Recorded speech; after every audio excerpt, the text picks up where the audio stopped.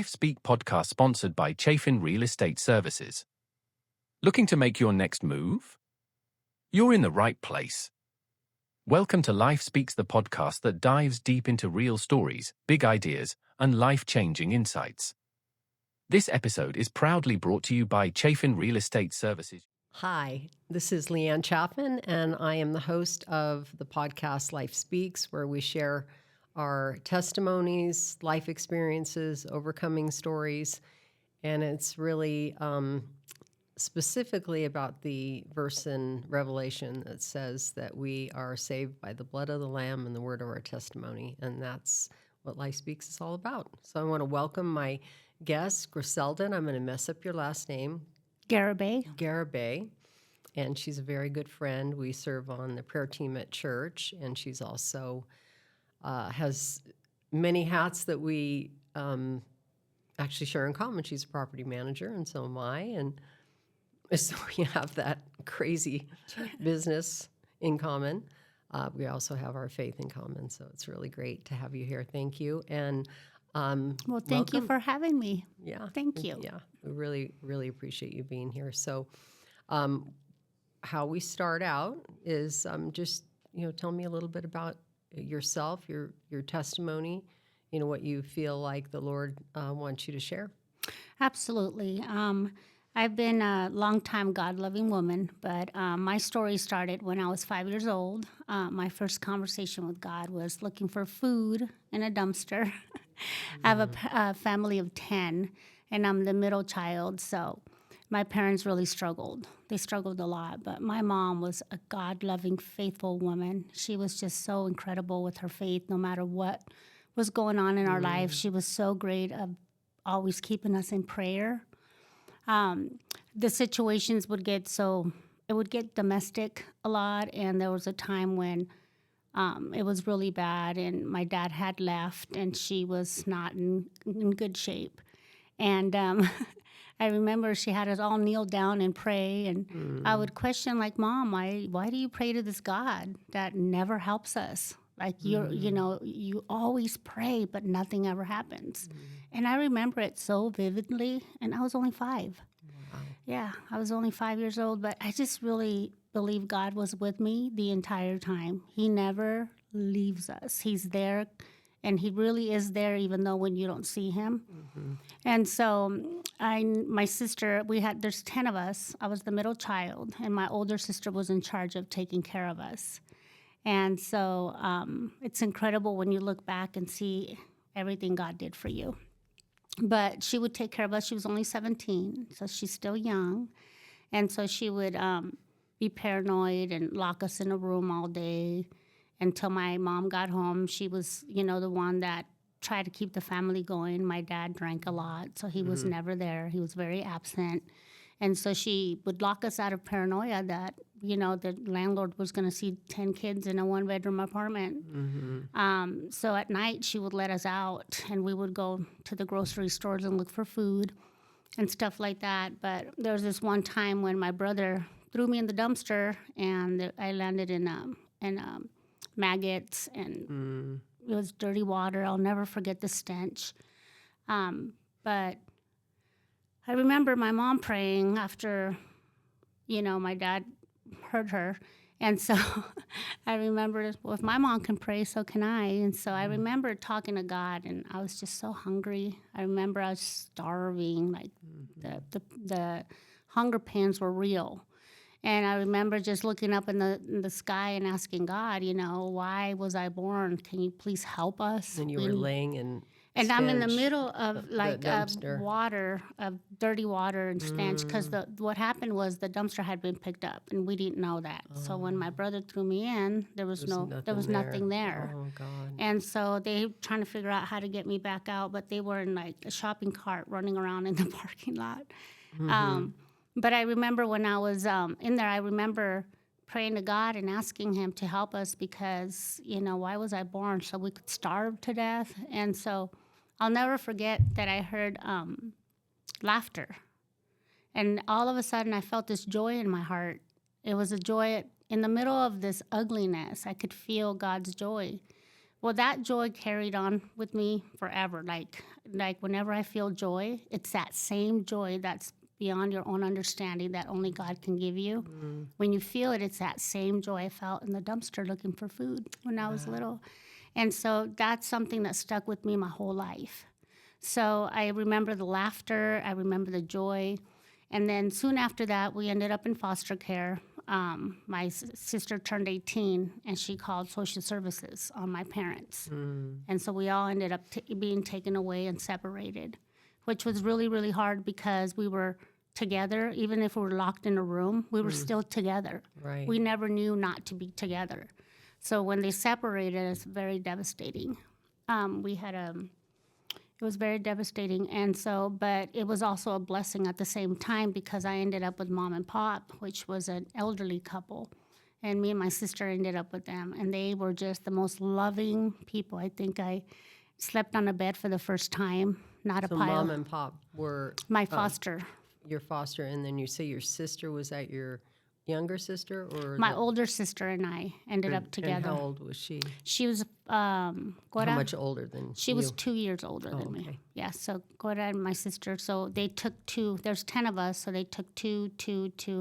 The police officer that came to get us took one of my sisters and into foster care. And we were in the front page of the LA Times the year Elvis died.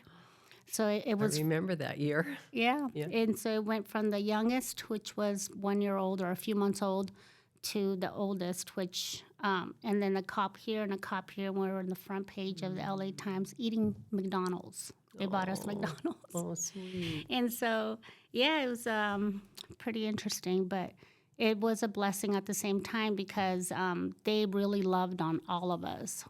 They gave my sister, the police officer that took my sister in, said, if there's anything you ever wanted, what would that be? And she said a birthday party because we never had birthday parties. Yeah. So they did a birthday party for her. And so mom and pop bought me some pink boots that I threw a tantrum at Kmart for the first time. I remember I never took them off. I slept with them. I ran with them.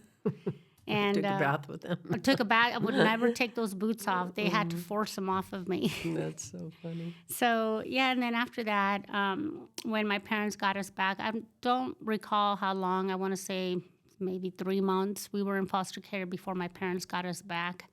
Then my dad took us to Mexico and left us there to be homeless and came back to the United States. And so, but that was also a blessing because there was no more violence, no more domestic abuse. We ended up in a 1-bedroom, but it was clean. And we were by a beach, and there's cobblestones everywhere. And we ate fresh food. We prayed. And I feel like that was a blessing. That was a prayer, an answered prayer at the dumpster. That's when I always think back to my first conversation with God. He answered. And so we were there for a few months. I want to say about 6 months to almost 6 months there. But we made it. It was great. I started school and everything. And so, Were you close to family at all? yes, one of my distant relatives lived there. Oh, so they helped my had mom. a connection. We had Okay. connections and everything. Oh, so. your mom was there with you too. Well, my Okay. dad took us to Mexico and gave my mom $20 and said, I'll be Okay. back. And he never came back. He just left us there. This is after foster Right. care released him to my dad. But he was Right. very machismo. He's very like, nobody tells me what to do with my family. So that's what he did. So machismo's macho. Macho, just very proud, arrogant. Not he just was not a God-loving man at the time. He didn't go to church. He was a gambler, and he drank. So, but nobody tells him what to do, right? But yeah, so it was probably one of the best times of my life was when we were in Mexico. And then soon after that, we were walking on the beach. And I don't know if you've ever seen those little kids that sell the candies on a beach when you're on I do. vacation. Well, Almost wanted to take one home with me. that was us growing up. My goodness. That was us. And I so, bought a lot of gum. yeah, you bought Just on vacation. We I weren't braided doing a it. lot of hair. No, Yeah, little and I had kids' hair. I had my hair braided too. Yeah, so Beautiful little babies. yeah, so we would run around. My mom would make these beautiful buñuelos, which is like homemade flour tortillas dipped in honey and cinnamon and sugar, and we would stack them up and sell them on the street. She couldn't make them fast enough. They would sell out. Wow. God made it work. Her prayers were answered, and we were so happy. Now you're making me hungry. I want one. They're so good. Oh, I They're like a bet. churro, but like a flour tortilla. And you know how to make them, right? I do. Okay, I so do. you've got a date. I do. My daughter loves churros. Oh my gosh, they're so good. So yeah, and so one day I was on the beach, and this beautiful, tall, blonde lady came by, and she was with her son. And I remember her looking at me at the beach, and she said, "What are you doing here?" And I'm like, "Who are you?" She said, "I'm your grandma." So my dad's mother is Spaniard. We're from Spain. Spain. Mhm. And so she stood out to me, and I was like, that lady looks familiar. She's got big blue eyes, just gorgeous lady. And so I took her to my mom, and she goes, "What are you doing here?" I go, "Well, my dad left us here, and we're so happy." But anyway, I took her to my mom, and when my mom explained everything that happened, she was like very disappointed. She couldn't believe it. Everybody had become a citizen except my dad. We were working on that when all of this happened, and then he just got involved with other women and stuff like that. So he didn't do it, but everybody lived in the Bay Area. My dad has a family of 13 brothers and sisters, and they were all living in the Bay Area, some in Los Angeles. And so what happened was my grandma went back and told him he needed to come get his family. So then he comes back in 1979 and took us back to Modesto, California, Okay. where we ended up starting school, and life was getting better. He was still abusive in a lot of ways, but anyway, to make a long story short, during that time, I had a brother who was murdered in 1993. So we go to school. So during my senior year, I'll back up a little bit because my older sister who was babysitting us and locked us in the room, her name was Sylvia, she called my dad my senior year saying that she had a baby girl. She was 2 years old, and that she had these men following her around. So I was like, oh my gosh. So my dad goes and picks her up, and then come to find out she's got schizophrenia. So for me, it was a relief because now I understood why she locked us in the room when we were little, because she was paranoid, but she was mentally ill. She had schizophrenia. She had paranoid schizophrenia. Yeah. So it made me feel better, but at the same time, it was really difficult having her at the house because now she's sick and she won't take medication. So we've had a lot of mental issues, drug addiction, alcohol addiction, a lot of it just all in one in my household after we got back from Mexico. And then when she finally got on medication and everything, things started to get normal. Well, I ended up graduating school and getting a couple of jobs, bartending and doing all the things. I kind of fell away from my faith a little bit. And then in 1993, my brother was at the wrong place and at the wrong time and ended up getting murdered. So sad. He was only 21. I was 22 at the time. I wasn't living at home anymore. And my parents divorced after that, which is really hard on the family because my mom put up with a lot, and we thought her faith was going to keep the marriage together. And we thought how strong, and her faith was so powerful. It just oozed off of her. And so when they divorced, he divorced her for another woman, which was a lady who lived next door. But anyway, so we in Modesto. Modesto, the neighborhood lady. And so, he had an affair, but it's okay. So, God works in so many ways because life is life, and we all make mistakes, and none of us are perfect, and we all fall short of glory of God in so many ways. So no judgment there, but at the time it was very hurtful because not only did we just lose my brother, now you're leaving my mom.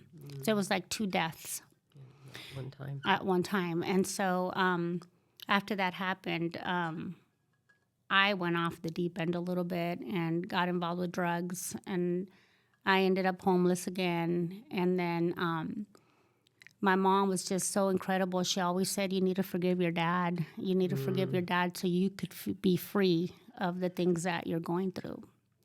Which at the time I'm thinking, will, blame because of we're at where we are because of the things that happen to you. But at the same time, God will set you free from all of that once you forgive. So for me, forgiving my dad was one of the most pivotal points in my life. After a year or two of falling off in the way I did, I moved to Reno in 1996. So my brother died in 93. So I had a run of 3 years of just losing everything. And just, I didn't know how to deal with things emotionally. And so I never was taught love, and how to cope. So I coped in the wrong ways. But I was promiscuous. I did all the wrong things, looking for it in the wrong ways. But when I moved to Reno, I got away from all of that. And then here, it's when it changed my whole life. I ended up just still searching. I was very lost. I had just come out of doing drugs and alcohol, and I had met one of my best friend's sister in Modesto, and she turned out to be, she was a lesbian. And so when I moved with her to Reno, we ended up becoming roommates here. And then one thing led to another, and me coming out of my addiction, ended up having a relationship with her for a while. And out of the hatred and anger that I felt towards my dad for so long, because I hadn't learned to forgive him yet, it took a while for me to realize that it was the wrong thing to do. Like, I was always in shame, living in pain, living in guilt. And then I finally ended that, and then met my son's dad, and we ended up having my son. And when that happened, I ended up back in church in 2008, and then here I am. So I gave my heart to Jesus Christ in 2010, and then after repentance and learning that God loves you so much, no matter what you've done, That's right. He loves you so much that nothing can turn you, He will never separate from you. So that's when I came to the realization that all the things that happened to me were actually answered prayers, and it's just part of my journey. Right. The journey of growing up the way you did, and growing up in a way where you feel you're lost. You're never lost if you lean on God. And He just loves us. He was always there. So the beauty of it all is the faith of my mother. When I would visit her after I've been sober, after I have my son, I have a new relationship, she always said to forgive my dad, which we ended up forgiving him. And he's one of the best men you'll ever meet. And he was a man making mistakes just like I did. And the thing of it is like when we are making the mistakes that your parents made, it kind of makes you relate to humanity, period. Regardless of who the parent is, the brother, the sister who hurt you, we're all in the same boat making the same journey. That's so true. You know? Very true. I know in my own case, and part of my testimony, and my dad and I had a very, very rough relationship when I was a child, and I was just so angry with him all the time, and I carried that anger and bitterness into my adulthood, and I didn't even want to be around him, and I mean, I wanted the kids to know him, but I really didn't, because he was verbally abusive, and I didn't want them to experience that. And then one time he came into the house and he said, and I always had like a arrow to shoot at him when he walked through the door. And so what I did is I bought my parents' house. And so he always thought he could just walk right through the door. And I was like, dude, you can't walk right. This is my house. But it was his house in his mind. But one time he was sitting on the couch and he said, how am I ever to be forgiven if you won't forgive me? And that just kind of went right through me. And I had gone through some pretty intense Christian counseling, and the lady fired me. And I said, what do you mean you're going to let me go out of counseling? And she said, I can't help you until you forgive your dad. And I'm like, oh, man. And it was almost like I used it, and I don't know if you felt this way, like a self-protection. If I forgave him, he could hurt me again, or someone else could hurt me again. You know, it was very like this thing I felt like I needed protection. And so had that experience, that Yes. from my dad. And then all of a sudden my counselor fires me. I'm like, oh gosh, and I hadn't done very much counseling before. And I'm thinking, now I don't want to go to counseling. And it was like, wanted to be mad at her. And then I thought, no, something's going on here. And then I was getting my hair done one day, and it wasn't really a vision, because I know what a vision is like. You just really transport into another space and time. But this one was almost like a picture of like this brick wall, but it was surrounding me. And I went, what is that? And I heard the Lord say, I'm on the other side of that wall. This is a wall that you've built for yourself of protection, and you have to forgive your dad in order for this wall to come down. And I'm like, wow, I don't. And then I said, well, I don't know how to.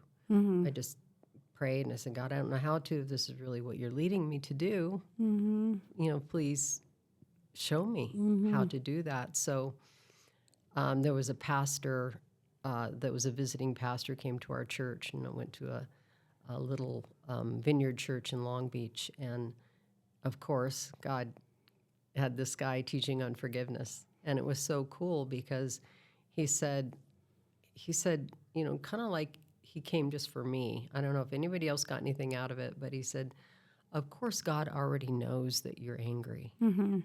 He already knows all the emotions that you feel because of the injuries that you've experienced. So it's okay to tell him. And it's okay to be mad at somebody you love. Right.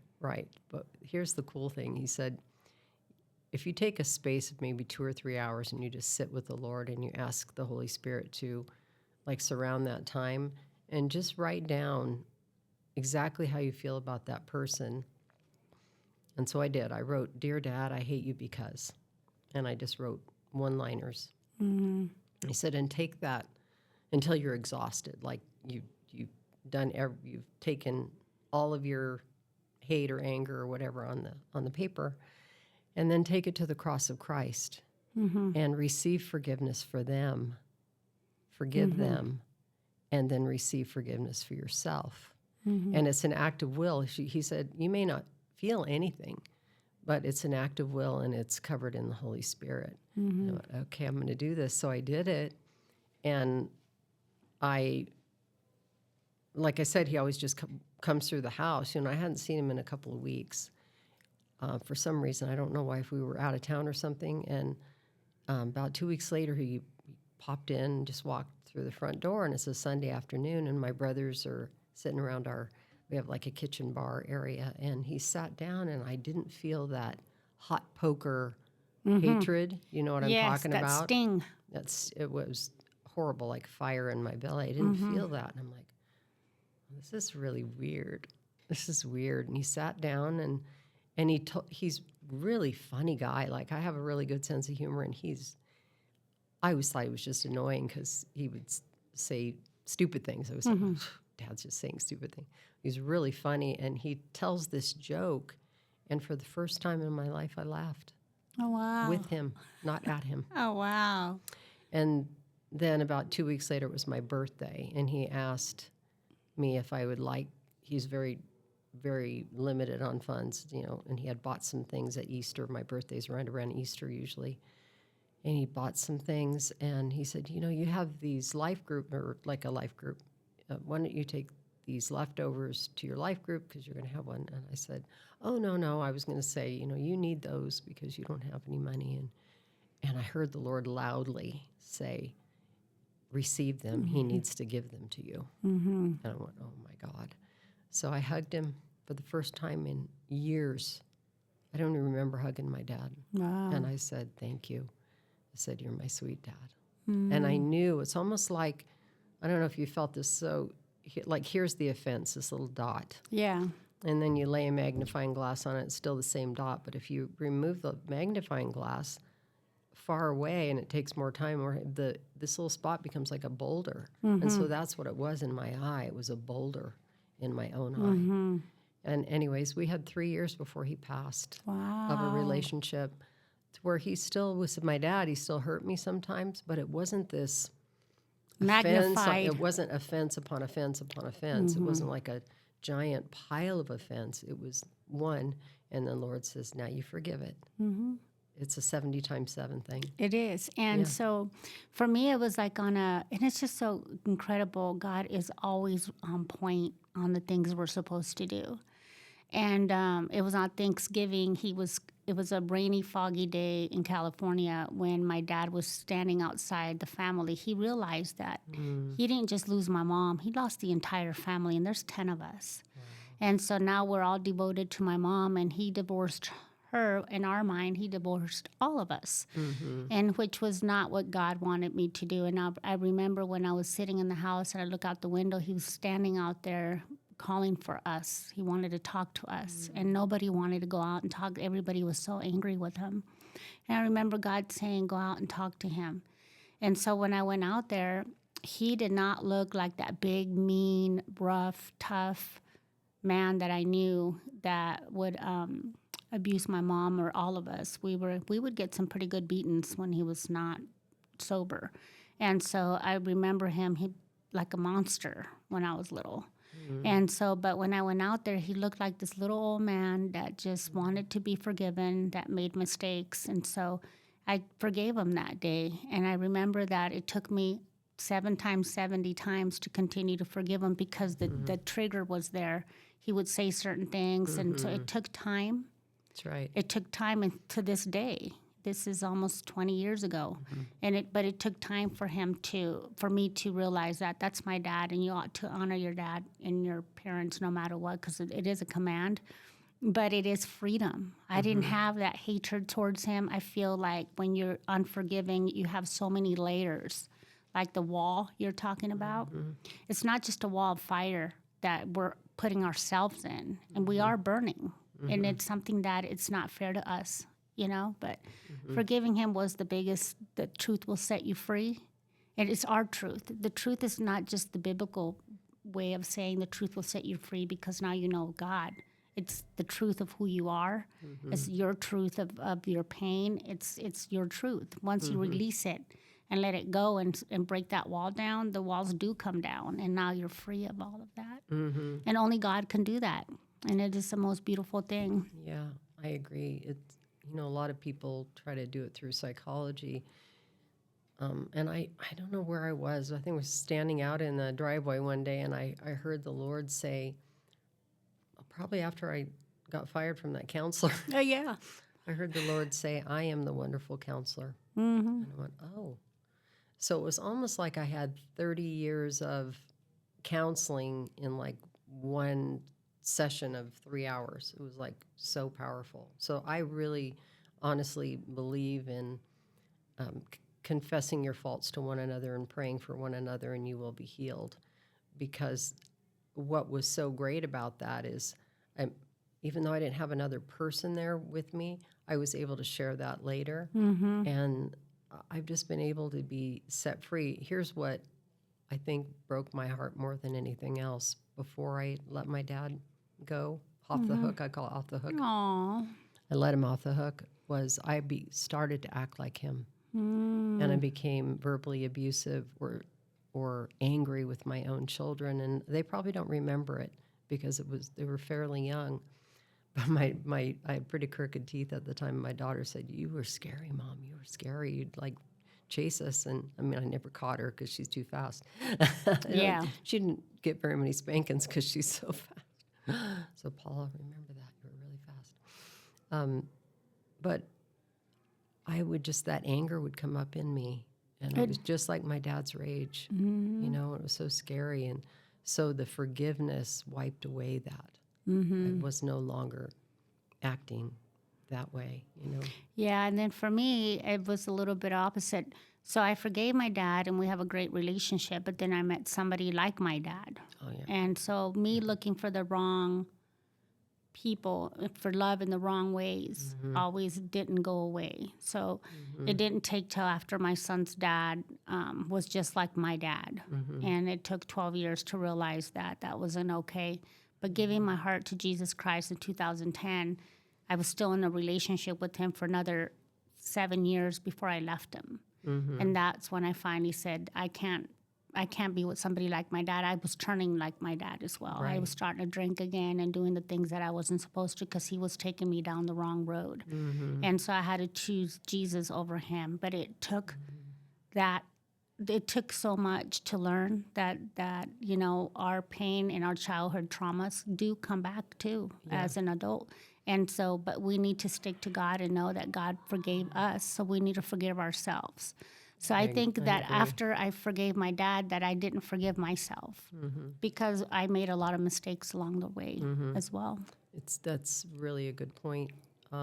I think we're attracted to what we're used to. And my first husband, he's no longer living, but I was a very similar type of person, in some ways, not always. Then my second marriage was kind of a rebound, and it wasn't. It was different, but it was again a different form of abuse where it was his nationality more than him as a person, because he was a kind person, but he would be passive aggressive and not speak to me to punish me. Yeah. There's a whole flip side of abuse. Like he didn't like when I bought something, so he wouldn't talk to me for 2 weeks. So that's a whole nother thing. I'm thinking, what is going on with me? Why am I attracted to people that don't take care of me? And I've been married now for almost 28 years, and he's a godly man. He loves me. He tells me he loves me, that I'm beautiful every day, even when I'm not beautiful. He married me. I was extremely heavy when he married me. Aww. And he said, I just love you no matter what. I want you to be healthy, but I love you no matter what. So that's like one of my best friends said, I believe that God gave you Kurt so that you would know the love of God. Yes, and that's beautiful. It is. Yeah, but now I've just been, over the last 8 years, I've been a single mom, and I love being a single mom. I'm married to Jesus. Yeah. God has placed me in a lot of different ministries. So coming out of poverty and the way that I was raised to give yourself and surrender to God and be grateful for the things He did for you. Whenever I look back, I see all the answered prayers along the line. So along the journey. I want to talk about that in our next episode. We can continue your story. So I just want to thank you for joining us this episode, and we're going to continue on with Griselda in the second episode, and I hope you join us. Thank you for joining us today. If this is a series, we will be having another episode that you can look for, and we are so grateful that you are here with LifeSpeaks podcast. Thank you again.